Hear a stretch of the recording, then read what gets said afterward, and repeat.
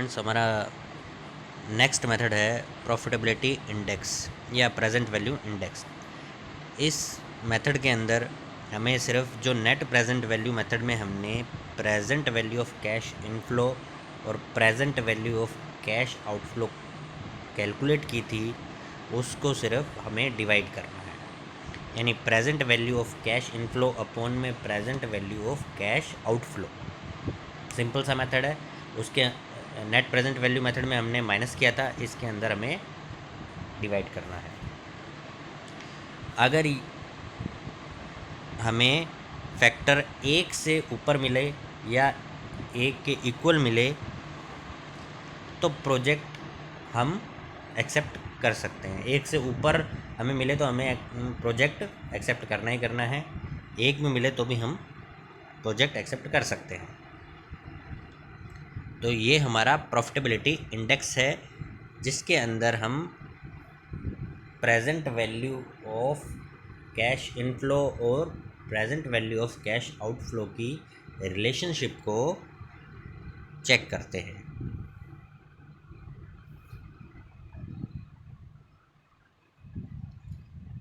Next हमारा important method है IRR, internal rate of return.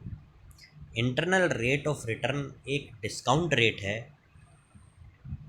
जिसमें जो present value of cash outflow है वो present value of cash inflow के इक्वल रहेगी।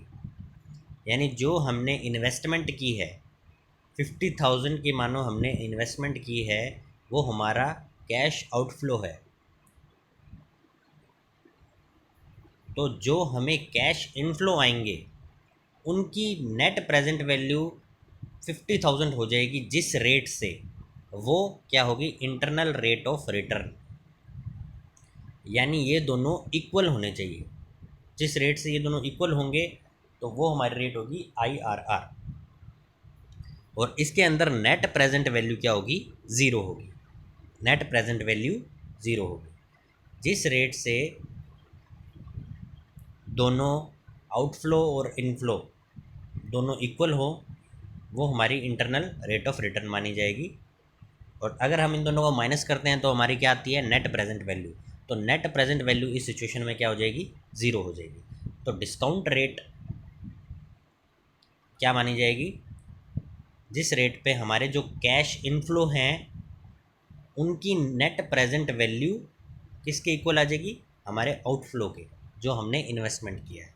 ये हम कोई क्वेश्चन करेंगे तो उससे हमें इजीली समझ में आ जाएगा। IRR को हम डिस्काउंट कैश फ्लो रेट भी बोलते हैं, time adjusted rate of return भी बोलते हैं, मार्जिनल एफिशिएंसी ऑफ कैपिटल के नाम से भी जानते हैं।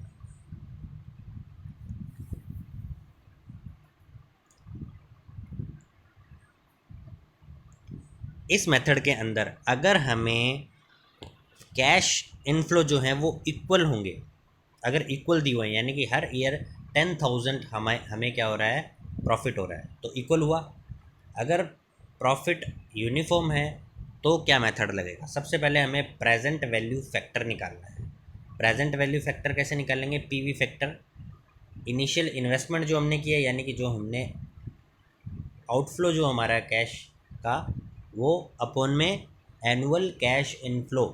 एनुअल कैश इनफ्लो क्या है, इससे डिवाइड करने से जो हमारा फैक्टर आएगा वो PV फैक्टर माना जाएगा। PV फैक्टर हमारे निकालने के बाद हमें टेबल में चेक करना है, एन्युटी की जो टेबल है उसके अंदर चेक करना है कि वो कौन सी रेट के पास है, कौन सी जो रेट है उसके पास है।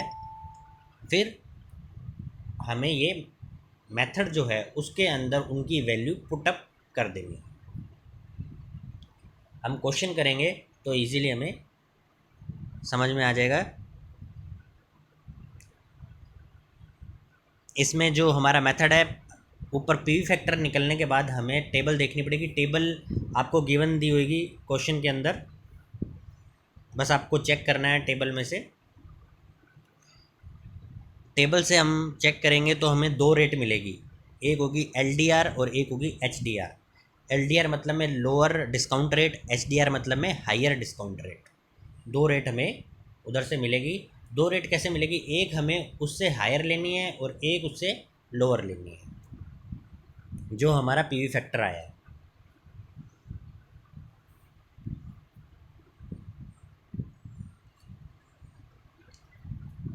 और अगर कैश इनफ्लो हमारे अनइक्वल रहे, यानी यूनिफॉर्म नहीं रहे, हर ईयर चेंज होते रहे, तो फिर कैसे करेंगे? तो हम क्या करेंगे, इनिशियल इन्वेस्टमेंट अपॉन में एवरेज एनुअल कैश इनफ्लो, उनकी एवरेज हम कैलकुलेट कर लेंगे। एवरेज कैसे निकालेंगे, जो हमारी लाइफ है प्रोजेक्ट की उसको डिवाइड कर देंगे हम, जो कैश इनफ्लो से, यानी कैश इनफ्लो में डिवाइड करेंगे जो हमारा एक लाइफ है प्रोजेक्ट की, तो हमारा एनुअल कैश इनफ्लो आ जाएगा। अब हमको एक सिंपल सा एक क्वेश्चन देख लेते हैं, जिससे आपको ये कन्फ्यूज़न आपकी पूरी क्लियर हो जाएगी। ये हमारा टेबल है, इस टेबल से हमें चेक करना है, दो टेबल है, ये एन्युटी है, एन्युटी की टेबल है, और ये हमारी ईयर वाइज टेबल है। एन्युटी के अंदर जो नंबर ऑफ ईयर्स है, कितने ईयर का हमारा प्रोजेक्ट है, उसके अकॉर्डिंग हम ये चेक करेंगे PV फैक्टर की वैल्यू कहाँ आ रही है, कौन से डिस्काउंट रेट के पास आ रही है, वो हम देखेंगे। और ये फिर हमारी प्रेजेंट वैल्यू, जो हमने नेट प्रेजेंट वैल्यू के अंदर हमने जो पुट किए थे, जैसे 10% और 8% की हमने वैल्यू पुट की थी, कि फर्स्ट ईयर 0.909 10% में, सेकेंड ईयर 0.826, थर्ड ईयर में 0.751, और फोर्थ ईयर में 0.683, एंड फिफ्थ ईयर में 621 हमारा इसमें दिया हुआ है।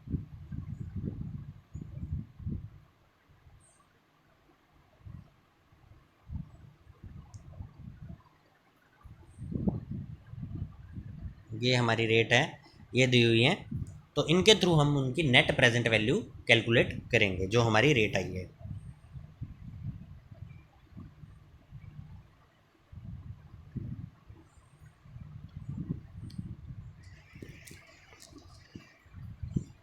क्वेश्चन करते हैं अपने एक, जिससे इजीली आपको समझ में आ जाएगा क्या है IRR।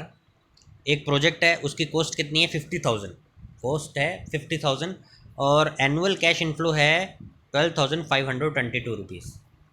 12,522 रुपीज़ हमारा एनुअल कैश इनफ्लो है।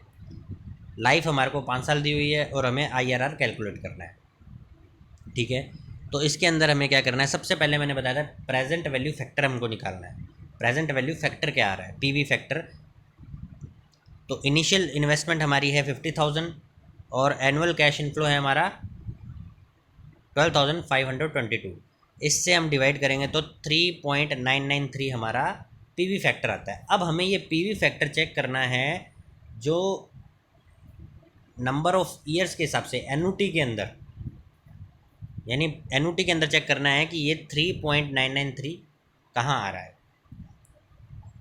उसके लिए हमें पहले नंबर ऑफ़ ईयर चेक करने के, कितने नंबर ऑफ़ ईयर है हमारे, 5 ईयर दिए हुए हैं, तो 5 ईयर के हिसाब से हमें ये चेक करना है कि ये किस रेट के अंडर आ रहा है या किस रेट के पास आ रहा है, किन दो रेट के बीच में आ रहा है। 3.993, तो ये एन्युटी वाला हमें चेक करना है, जिसके अंदर नंबर ऑफ़ ईयर्स के हिसाब से इसने हमें रेट कैलकुलेट करके दी हुई है। अब हमें 5 ईयर में ये चेक करना है 3.993 कहाँ आ रहा है।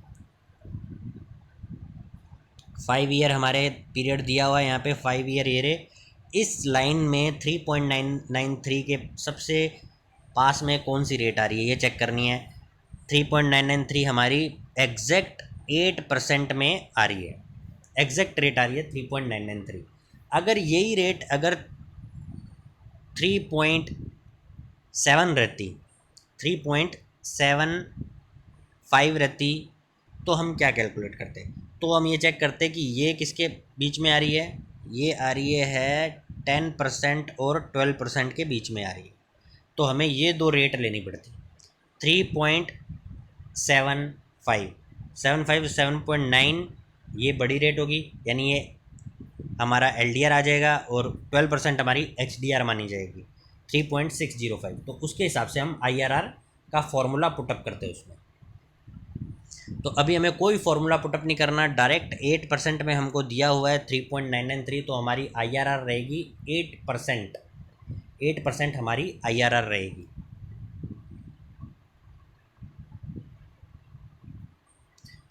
अब हम इसे क्रॉस टैली भी कर सकते हैं चाहे तो, कि ये रेट सही है या नहीं 8% की। 8% की रेट से अगर हम 12,522 पर ईयर अर्न कर रहे हैं हमारा कैश इनफ्लो, तो जो उसकी नेट प्रेजेंट वैल्यू 50,000 आएगी या नहीं आएगी, इसको हम रीचेक कर सकते हैं। रीचेक कैसे करेंगे? जो 8% है उसका नंबर ऑफ ईयर्स के हिसाब से, जो पर ईयर के हिसाब से जो उसकी रेट है, डिस्काउंट फैक्टर हमें टेबल में दिया हुआ है, उससे हम कैलकुलेट कर सकते हैं। कैश इनफ्लो हमारे दिए हुए हैं 12,522 हर ईयर। 12,522 इक्वल है, तो हम सभी में 12,522 लिख देंगे। पीवी फैक्टर हमने 8% लिया था, तो 8% हमने पीवी फैक्टर ले लिया। 8% की जो हमारी रेट है वो ये दी हुई है, हम टेबल में चेक भी कर सकते हैं चाहे तो इनको। ये इसमें हम 8% में ये सारी रेट हम चेक कर सकते हैं 5 साल तक, 0.681 तक। 5 साल तक हम इन्हें लेंगे क्योंकि हमारी जो लाइफ है प्रोजेक्टिव ऑफ 5 साल तक है। तो फर्स्ट ईयर हमारा 0.926, फिर 0.857, फिर 0.794, 0.735 और 0.681, ये हमारी क्या है, डिस्काउंटेड फैक्टर है। उनकी वैल्यू है हर ईयर के हिसाब से।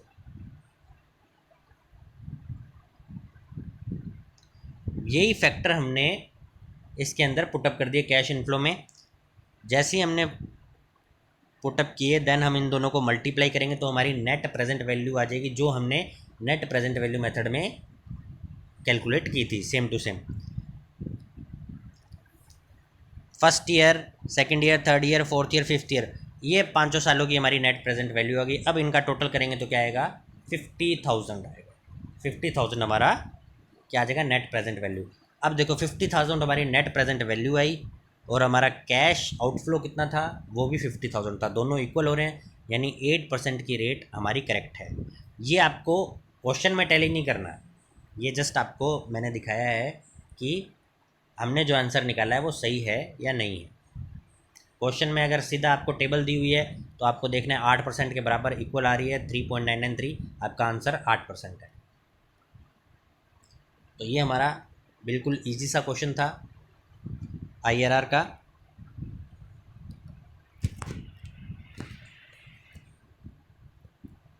नेक्स्ट में हम दूसरे क्वेश्चन इसके IRR के हम देखेंगे, जिसके अंदर LDR और HDR दोनों आएंगे।